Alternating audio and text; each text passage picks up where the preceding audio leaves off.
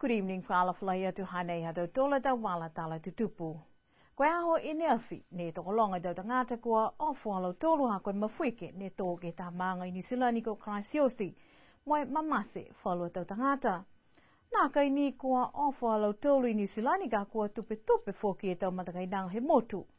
Mua atu ke he whalu matakainanga mai he manga ko Christiosi. Whakatutala moe taha mga whaua ne moa e ongo momoko mai he manga ko Christiosi pihia foki moe takitaki leo he motu. Pehe e moko puna he mga whaua ha Ernie Welsh, mo hine whai mga whaua alo tolu kua mamase ha koe mafuike he aho I Neafi. Taha I alo tolu foki koe takitaki leo he motu ko Mark January ne pihia ia mi tau ki hana a tau lofu moe tau whali halo tolu ka ko malona e whale he hana a tau mamatua. Pehe foki ia pese ni kua pihia kai mamoko ia ha koe tau le kua tuhu whakaofo pehe nai moe tupe ia ke tau mga hui mua. Koe palela nei foki ne whakatoka he lirifu pali mia he motu e whakailoanga ke whai whakpuloa mo whafo. Ke he tau manatu he whakatufano mua atu ke he takitaki handi silani ke he tau manatu whakalofa ha koe tau mamui kua utakehe mai he mafuike. Tuku atu tau manatu he whakatufano ke he tau liongi ke lata mo tau tangata osi he tau matakawi ko tupu ele kua nai kiai. Koe mga ho nai foki hane whai kumikumi anga ia e tau hukui whakatufano ke moa taha hokotaki mai ke he tau whanau whakako he manga ko Christiosi pihia ke he tau matakainanga Niuean 22th kiai.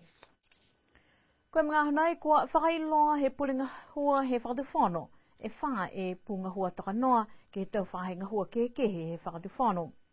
Pehe takitaki he mtakau pulinga hua ko Mr. Poni Kapanga koe tau punga hua nai wha kua ataha kua osi e tau kon tuleke koe mena ia ko whailoa ke tau tangata ko manako ke tohi e tau tohi ole ki ai si pihia mo lau tolu e tau takitaki ke tau whahenga hua wha ia he mga nei. Koe tau pukunga hua nai ke takitaki e tau whahenga hua papiliki whahenga hua e te mini whahenga hua whanua toa kau moe fusika pihia moe whahenga hua whakamotu. Kai pihe foki e takitaki pulinga hua whai takitaki he tau whahenga hua nai kua manaki ke nākai liwa ia ke tuhi hana a tuhi ole. Kua amamanaki tuai ke whenonga mai tolu e ke kawha tau se manu ke motu he mahina ka hau.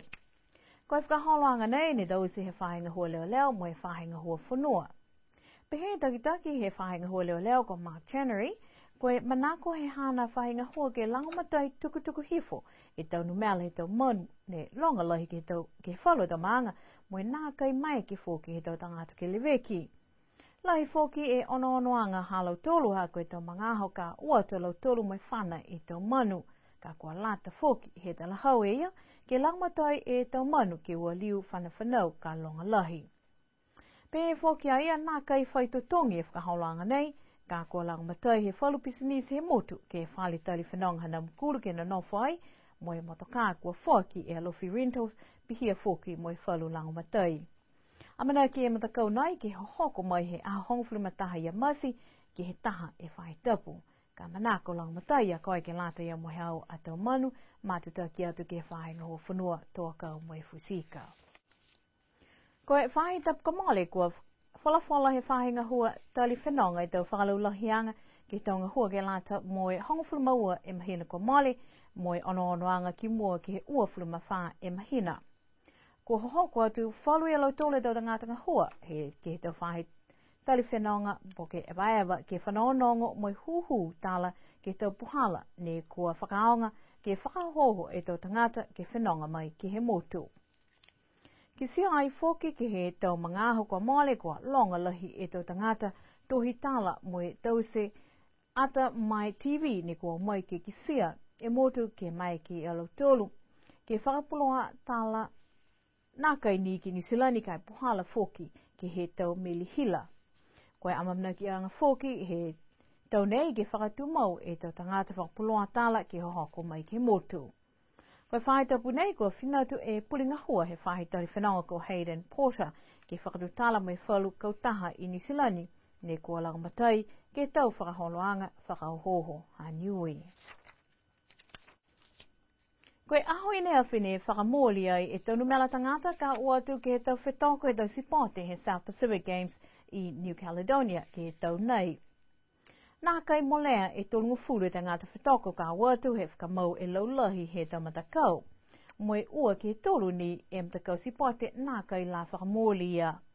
Pehe tohi kupulahi he mtakau sipote la he motu ko Alan Tanapuliosi tose e numela he tau nei kai amanaki lahi alau tolu ke whai kau tū e tau mtakau sipote kau atu ke hukui a niwe ke whetoko nei. Koe tau whakaholo a sipote nei amanaki ke whakahoko e a ua whulumafitu I a koso ke he a hiwa I a September.